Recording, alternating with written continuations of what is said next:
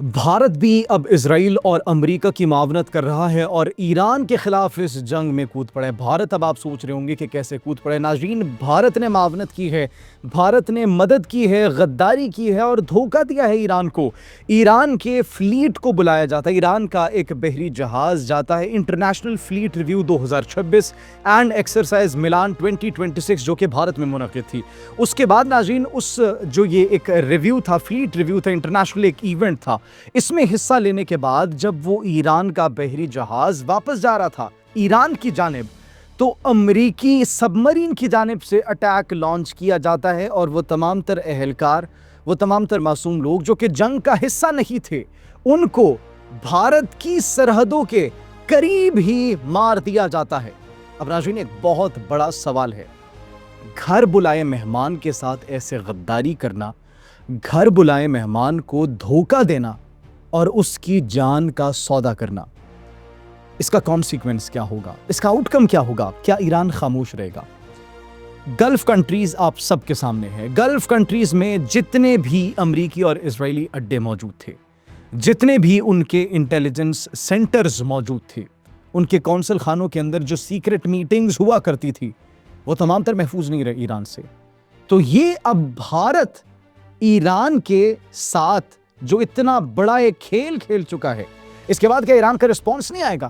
Obviously there will be a response from Iran side، اور response ہونا چاہیے، ایران کو جواب دینا چاہیے، ایران کو مزاحمت کرنی چاہیے کہ وہ لوگ، وہ معصوم اہلکار، وہ شہری، وہ ایکسپرٹس جن کو ایک انٹرنیشنل ایونٹ کے لیے بھیجا جاتا ہے ایک بڑے آرگنائزڈ طریقے سے، اور اس کو نشانہ بنانا، اور پھر ناظرین ان کا دوہرا معیار دیکھیے بھارت کا، کہ ان کو بچانے تک کے لیے نہیں آئے۔ 180 لوگ اس بحری بیڑے کے اوپر موجود تھے، اس جہاز کے اوپر موجود تھے، جس میں سے ناظرین 100 اس وقت ان کی ہلاکت کی اطلاعات موصول ہو رہی ہے اور وہ سمندر میں ڈوب چکے ہیں۔ بچانے کون آتا ہے؟ سری لنکا کی نیوی، سری لنکن نیوی آتی ہے۔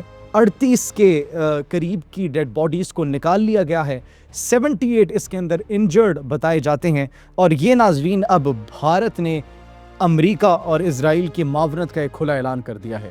بھارت کی وہاں پر سمندری حدود میں، بھارت کے سمندروں میں، اس کا مطلب ایک واضح طور پر یہ ہمیں جو دکھائی دے رہا ہے وہ یہ ہے کہ بھارت نے امریکہ کو مدد دی ہوئی ہے، بھارت نے امریکہ کو اپنے اڈے تک دیے ہوئے ہیں، بھارت نے امریکہ کو اپنی سمندری حدود تک رسائی دی ہوئی ہے۔ مطلب ایران کے خلاف اگر کوئی آپریشنز اس سائڈ سے لانچ ہوں گے تو وہ بھارت سے لانچ ہوں گے۔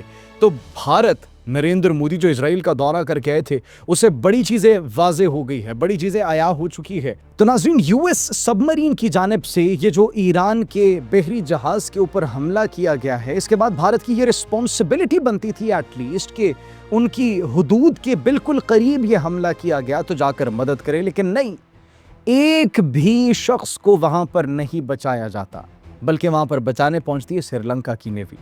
تو اب ناظرین، بھارت کے اس کردار پر سنگین قسم کے سوالات اٹھنے لگ گئے ہیں۔ ایران کے اندر شدید غم و غصہ پایا جاتا ہے۔